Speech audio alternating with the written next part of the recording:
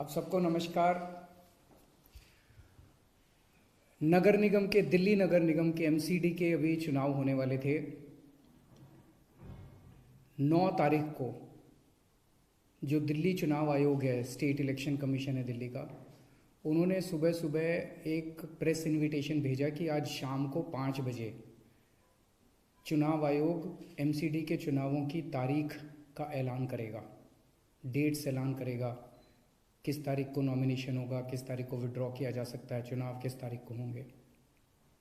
शाम को 5 बजे चुनावों का ऐलान होना था, तारीखों का ऐलान होना था।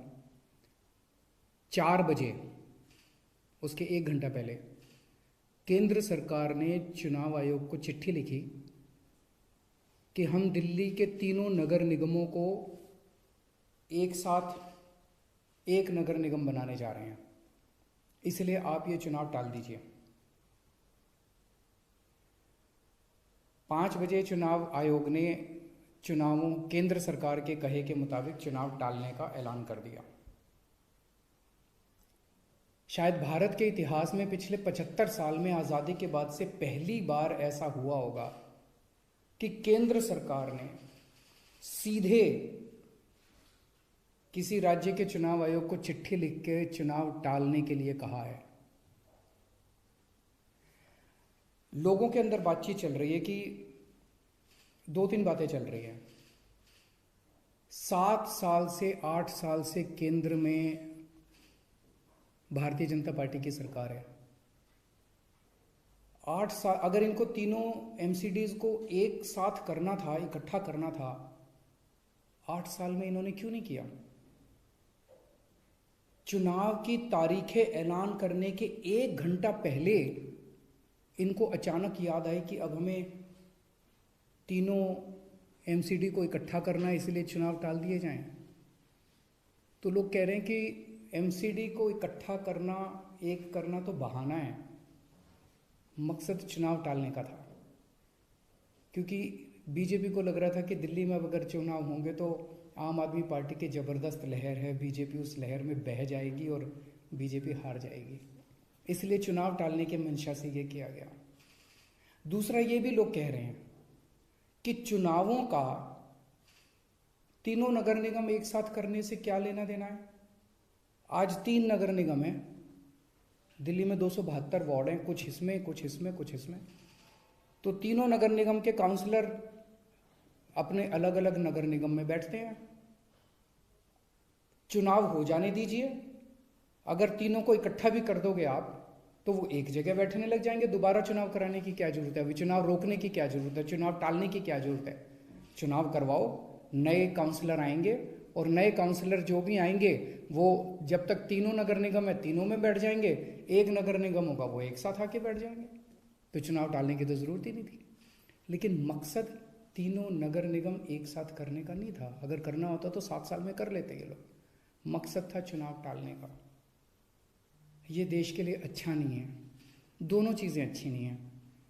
जो केंद्र सरकार ने चिट्ठी लिख के चुनाव टालने को कहा वो भी ठीक नहीं है, और चुनाव आयोग केंद्र सरकार के सामने झुक गया और चुनाव टाल दिए, ये भी अच्छा नहीं है जनतंत्र के लिए।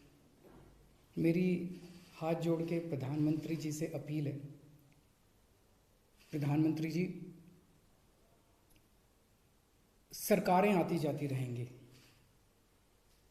कल आप भी नहीं होंगे, कल मैं भी नहीं होऊंगा। हम इम्पोर्टेंट नहीं हैं, लोग इम्पोर्टेंट नहीं हैं, पार्टियां इम्पोर्टेंट नहीं हैं, देश इम्पोर्टेंट है।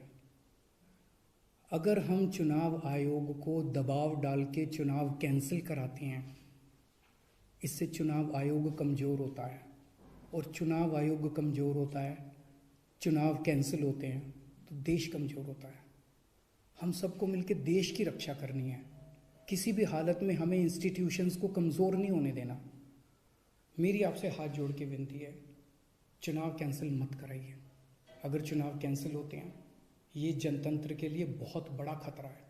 आज ये कहा जा रहा है कि हम तीनों एमसीडी एक करना चाहते हैं, इसीलिए चुनाव टाल दीजिए। कल को मान लो लोकसभा का चुनाव है, उसके पहले अगर कहा जाएगा कि ये पार्लियामेंट्री सिस्टम अच्छा नहीं है, हम प्रेसिडेंशियल सिस्टम लाना चाहते हैं, संविधान में बदलाव करना चाहते हैं, इसलिए चुनाव टाल दीजिए। तो क्या चुनाव टाले जाएंगे? मान लो कल को कोई स्टेट असेंबली का चुनाव है, ये कहा जाएगा कि हम 2 राज्यों को इकट्ठा करना चाहते हैं इसलिए चुनाव टाल दीजिए, तो क्या चुनाव टाल दिए जाएंगे? क्या जनतंत्र के अंदर चुनाव ऐसे टाले जा सकते हैं? ये बहुत बड़ा प्रश्न है। मैं प्रधानमंत्री जी से यही निवेदन करना चाहूँगा, कल केजरीवाल भी नहीं रहेगा, कल मोदी जी भी नहीं रहेंगे, ये देश रहेगा। इस देश को अपने को कमज़ोर नहीं करना। मुझे नहीं पता कि राज्य के हमारे जो स्टेट इलेक्शन कमिश्नर हैं उन पे ऐसा क्या प्रेशर डाला गया, उनको क्या धमकी दी गई, इनकम टैक्स की, ईडी की, सीबीआई की कोई धमकी दी गई, या वो अभी अप्रैल में रिटायर हो रहे हैं तो उनको पोस्ट रिटायरमेंट कोई लालच दिया गया, मुझे नहीं पता क्या दिया गया, लेकिन वो तुरंत 1 घंटे के अंदर चुनाव टालने को तैयार हो गए। ऐसे संस्थाएं कैसे चलेंगी?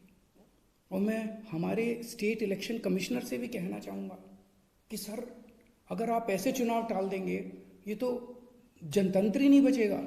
हम लोगों ने आज़ादी किस लिए पाई थी? इस देश ने आज़ादी किस लिए पाई थी? जनता का राज है, जनतंत्र है इस देश के अंदर। आप ऐसे चुनाव टाल देंगे तो जनतंत्र ही नहीं बचेगा। मुझे नहीं पता आपके ऊपर क्या प्रेशर डाला जा रहा है, मुझे नहीं पता आपको क्या धमकी दी जा रही है या क्या लालच दिया जा रहा है, लेकिन सर, जो भी आपको धमकी दी जा रही है, जो भी आपको लालच दिया जा रहा है, बाहर आके बता दीजिए देश को, सारी जनता को बता दीजिए।